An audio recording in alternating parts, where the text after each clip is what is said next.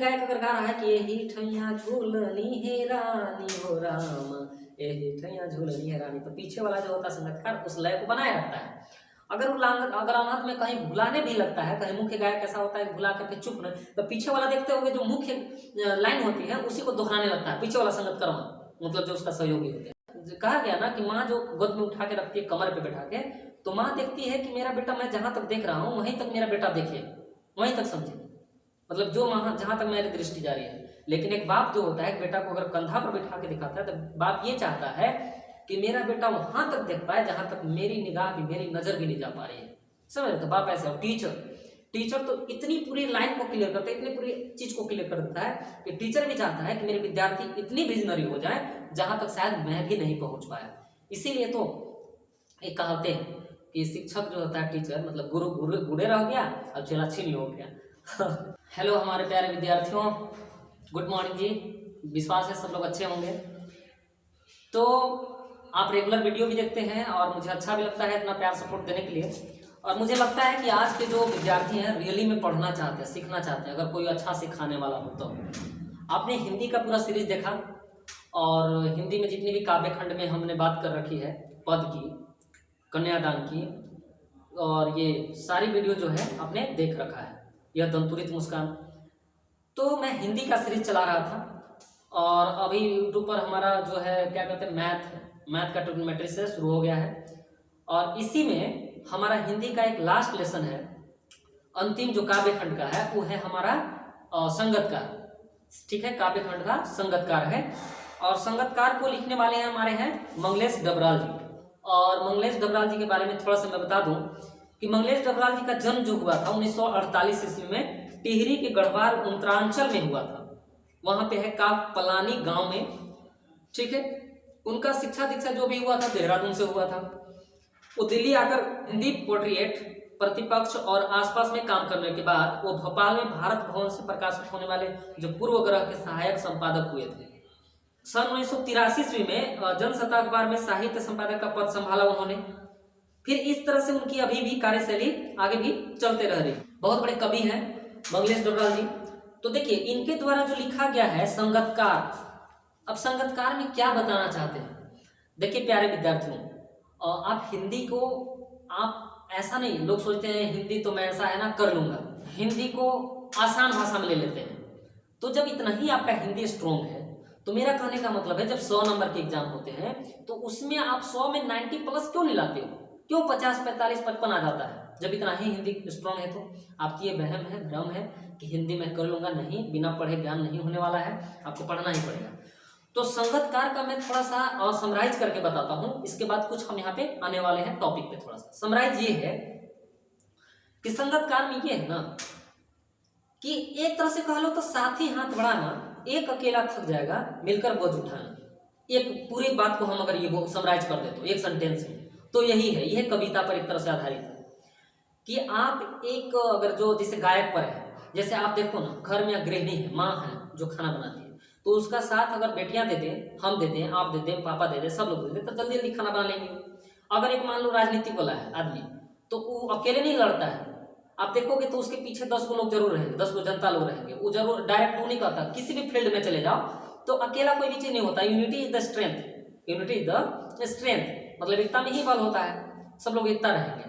तो जिसे यहाँ गायक पर भी लिया है, एग्जाम्पल दिए हैं ये जो मंगलेश डबराल जी है कि एक गायक जो था, मुख्य गायक जो गाना गाता, उसके पीछे वाले लोग हारमोनियम वाले, पीछे से गाने वाले, तबला वाले सब साथ निभाते हैं। अगर वो साथ छोड़ दें तो क्या मुख्य गायक में कितना भी टैलेंट हो तो उसको माइक पकड़ा दिया जाएगा तो नहीं कर पाएगा। अच्छा सर, नहीं कर पाएगा। तो यही चीजें हैं बाबू, समझने का प्रयास करो आप कि अगर मुख्य गायक का साथ देने वाला सहयोगी अगर उसका साथ देते हैं तो अच्छे सुर तान में अच्छे लेवल तक जा सकता है। उसी तरह से शिक्षक को भी अगर बच्चे जो प्यार दुलार देते हैं, मतलब एक तरह से कह लो तो साथ बैठ के पढ़ते हैं, मतलब क्या बताऊं, एक विद्यार्थियों को भी सपोर्ट मिलता है। अगर माँ बाप से, उनके दोस्त से, उनके टीचर से, तो विद्यार्थी भी कबाड़ सकता है, फाड़ सकता है, कुछ भी कर सकता है। समझ रहे ना आप? तो संगतकार मतलब नहीं समझ, संगतकार चैप्टर के नाम है, देखो संगतकार माने संगत रहने वाला, संगति करने वाले, संगत तुम्हारे देने वाले, तुम्हारे को आगे साथ में मिलकर बढ़ाने वाले। समझे आप? तो भाई अगला चीज ये भी देता है कि जैसे कि देखिए क्या होता है ना कि आज तो कलयुग में क्या करते हैं कि लोग ज्यादा पैर खींचने वाले हैं, लेकिन बहुत सारे ऐसे लोग भी जो हाथ पकड़ के आगे चढ़ाने वाले लोग भी। तो देखना ना कि आप हमेशा अगर कोई हाथ पकड़ के चढ़ाता है तो आपके सिर्फ और सिर्फ माँ और बाप होते हैं, और इसके अलावा दुनिया में कोई भी नहीं हो सकता है। एक और इंसान होता है और वो होता है शिक्षक। शिक्षक कभी भी विद्यार्थियों को नहीं चाहता है कि वो नहीं बढ़े आगे, ऐसा कभी नहीं चाहता है। वो चाहता है कि आगे भी बढ़े। बाप भी चाहता है कि मेरा बेटा हमसे भी आगे बढ़े, माँ भी चाहती है कि आगे बढ़े, ठीक है ना।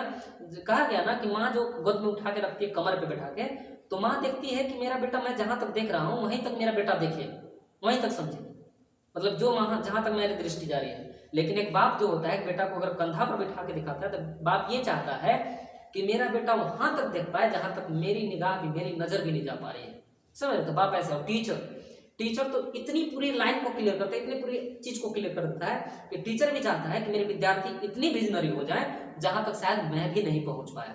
इसीलिए तो एक कहते हैं कि शिक्षक जो होता है, टीचर मतलब गुरु गुड़े रह गया और चला छीनी हो गया। ऐसा कुछ। तो चलिए संगतकार का समझ समझ में आ रहा होगा कि संगति देने वाले, संगति साथ में रहने वाले, ऐसे कुछ समझ में आ गया आपको? ठीक है।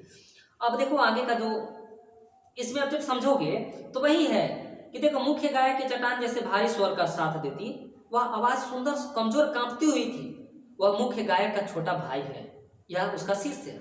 मतलब समझो कि मुख्य गायक का है एग्जाम्पल। देर जरूर है, देखो काव्य खंड में ऐसी ही होती है डियर कि लाइनिंग जो होती है ना, जो पंक्तियां होती है, उसका कहने का मतलब और उसको विचारने का मतलब बहुत गहरी होती है, ठीक है ना, समझ रहे हो। तो यहाँ के कहने का मतलब है कि अगर जो मुख्य गायक है अगर गा रहा है तो क्या होता है ना कि अगर वो सुरीली आवाज में गा रहा है और अकेले गाते रहे तो उसकी आवाज कंपन कांपती हुई एकदम कमजोर पड़ जाएगी, जब तक कि पीछे वाले लोग सहयोगी नहीं साथ देंगे। बाप को बेटा का भी साथ देना चाहिए, बेटा को बाप को भी साथ देना चाहिए, भाई भाई को साथ देना चाहिए, सबका यहाँ पर कहने का मतलब वही है, ठीक है। टीचर्स को भी साथ देना चाहिए, विद्यार्थी को साथ देना चाहिए, शिक्षकों को भी। यहाँ पे या पैदल चलकर सीखने वाले, आने वाले दूर का कोई रिश्तेदार या मुख्य गायक की गरज में वह अपनी गूंज मिलाता आया है प्राचीन काल से। गायक जब अंतरे की जटिल तनों के जंगल में खो चुका होता है या अपने ही सरगम को लांग कर चला जाता है भटकता हुआ एक अनहद में, अनहद मतलब पूरी जहां पे एकदम अंधेरा हो, अनहद में, तब संगतकार ही अस्थाई को संभालते रहता है। अगर सपोज करिए यहाँ पे एग्जांपल देकर समझाने का प्रयास कर रहे हैं कि अगर एक मुख्य गायक जो है अपने गाए जाने वाले जो पंक्तियां में अगर भटकते हुए कहीं अलग रास्तों को पकड़ ले, अलग सुरों को पकड़ ले, तब उसके पीछे सहयोगी संगतकार साथी उसको एक अच्छे से लेवल में लाते हैं। जैसे आप देखो ना कव्वाली सुनते होंगे, चाहे चैता सुनते होंगे, चैता वगैरह गाना वगैरह में देखते होंगे, यही ठैया झूलनी है रानी हो रामा, यही ऐसा कुछ है। मतलब मुझे गाने का भी शौक है। तो क्या होता है कि मुख्य गायक तो गाता है कि यही ठैया झूलनी है रानी हो रामा। आपका 10th में क्लास में ऐसा कुछ क्वेश्चन दिया कृतिका बुक में, यही ठैया झूलनी है रानी हो रामा। तो देखते कव्वाली चलता हुआ, तो मुख्य गायक अगर गा रहा है कि यही ठैया झूलनी है रानी हो राम, यही ठैया झूलनी है रानी, तो पीछे वाला जो होता है संगीतकार उस लय को बनाए रखता है। अगर वो अगर अनाथ में कहीं भुलाने भी लगता है, कहीं मुख्य गायक ऐसा होता है भुला करके चुप रहे, तो पीछे वाला देखते होंगे जो मुख्य लाइन होती है उसी को दोहराने लगता है पीछे वाला संगीतकार, मतलब जो उसका सहयोगी होते हैं। तो यहाँ पे संगीतकार के मतलब है कि यहाँ संगीत की दुनिया से नहीं ली गई है, यहाँ पे आप हर फील्ड में देख सकते हैं, क्योंकि यहाँ पे आपको क्वेश्चन भी होता है कि कल्पना कीजिए कि आपको किसी संगीत या नृत्य समारोह का कार्यक्रम प्रस्तुत करना हो, लेकिन आपके पास सहयोगी कलाकार किसी कारणवश नहीं पहुंच पाए, तो ऐसी स्थिति में आप कैसे अपने चीजों को परफॉर्मेंस कर पाएंगे। आप अगर गायक हैं और आपके अगर गाने वाले लोग ही नहीं है, कल्पना करना है मेरे साथ देने वाले लोग नहीं है, तो आप उस समय अपना परफॉर्मेंस कैसे दिखाओगे, समझो। दूसरी है कि ऐसी परिस्थिति की आप कैसे सामना करेंगे। आप क्या बार देखते होंगे कलाकार को बुलाया गया है, लेकिन कलाकार होता है ना कि मान लीजिए कभी कभी वहाँ का मैनेजमेंट सही नहीं होता है, तो अब कलाकार को अपना परफॉर्मेंस देना है, तो कितना तक कलाकार होते हैं कि अगर मैनेजमेंट सही नहीं है तो मैं वहाँ पे अपना कला का प्रदर्शन नहीं करूँगा। क्यों? क्योंकि मैनेजमेंट नहीं सही है और मैं गा रहा हूँ चाहे कुछ कर रहा हूँ, तो मैनेजमेंट की गलती के कारण मैं अच्छा से प्रदर्शन कर नहीं पाऊंगा, जिसके कारण बदनामी मेरी हो जाएगी कि ये क्या गाया था। इसलिए वो लोग बैकअप कर देते हैं। और कुछ जो होते हैं कि चलो भाई मैनेजमेंट चाहे तबला पर बैठने वाला अच्छा नहीं है तो कोई बात नहीं, हम अपनी काबिलियत के अनुसार पे, काबिलियत पर गला के जोर पे हम अपने काबिलियत को दिखाएंगे, समझ रहे ना। तो वही स्थिति आ जाती है। अब ये दृष्टिकोण से आप सोच के देखो थोड़ा सा। अच्छा एक चीज और है यहाँ पे कि संगीतकार जैसे व्यक्ति संगीत के अलावा किन किन और क्षेत्रों में दिखाई देते हैं। तो बहुत सारे ऐसे क्षेत्र हैं, राजनीति के क्षेत्र हैं, आपको टीचर देखो, टीचर से स्कूल है, मेरा स्कूल है, तो ऐसे नहीं कि मैं कितना भी टैलेंटेड हूँ, डायरेक्टर हूँ, तो मैं सब कुछ अकेले संभाल सकता हूँ, नहीं ना, ऐसा तो नहीं ना होता है। मेरे जब तक शिक्षक सहयोगी नहीं रहेंगे तब तक मैं बच्चों को कैसे हैंडल कर पाऊंगा, समझ रहे हैं। तो हर क्षेत्र में हो गए, संगीत की दुनिया में हो गई, शिक्षकों की दुनिया में हो गई, एजुकेशन की दुनिया में, पॉलिटिकल की दुनिया, घर की दुनिया, घर फैमिली की दुनिया, सब जगह ऐसी है जो संगीतकार के रूप में रहना चाहिए लोगों को। अच्छा, एक और क्वेश्चन जो यहाँ पे इंपॉर्टेंट आता है कि सफलता के चरम शिखर पर पहुंचने के दौरान यदि व्यक्ति लड़खड़ाता है तब उसे सहयोगी किस तरह संभालते हैं। ये बहुत इंपॉर्टेंट क्वेश्चन और एग्जाम में आते हैं। देखिए, मैं समराइज कर चुका हूँ, इस चीजों को आप पढ़ के समझने का प्रयास भी करेंगे, ये नहीं कहेंगे कि सर इधर उधर की बातें कर रहे हैं। मैं क्वेश्चन के दृष्टिकोण से ही वहां समझाने का प्रयास कर रहा हूँ। क्वेश्चन तो अलग से नहीं है, उसी संगीतकार ही चैप्टर से है।